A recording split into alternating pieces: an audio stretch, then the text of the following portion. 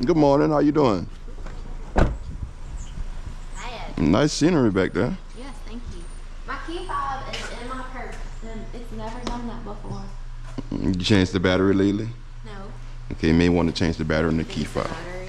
Yeah, it's a strong possibility that that's what it is. But my personal advice is take your keys with you every time you get out of bed. I know. Yeah, that's my personal advice. I know. Let me ask you another question. Here. Sure. Our other pilot, we only have one key. We lost the other key, and it opens the door but doesn't crank the car. Could y'all make one off of that key, or no? It probably just needs to be immobilized. Because the dealer said I had to tow the car there, and I'm like, to Baton Rouge, that's a lot of money.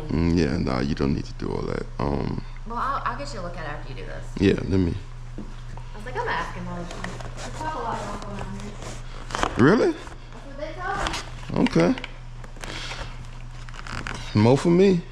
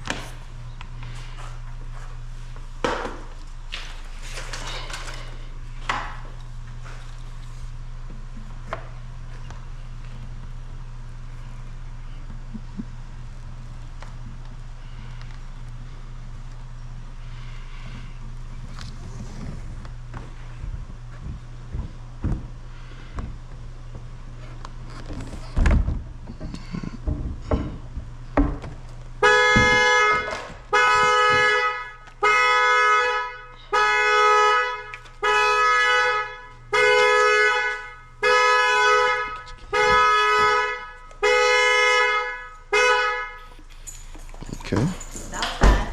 Yeah, doesn't take long. This is the key. That's the key? Okay, give me 1 second. Let me get my computer out of the back. So, where are y'all based out of New Roads? No, we're in Baton Rouge.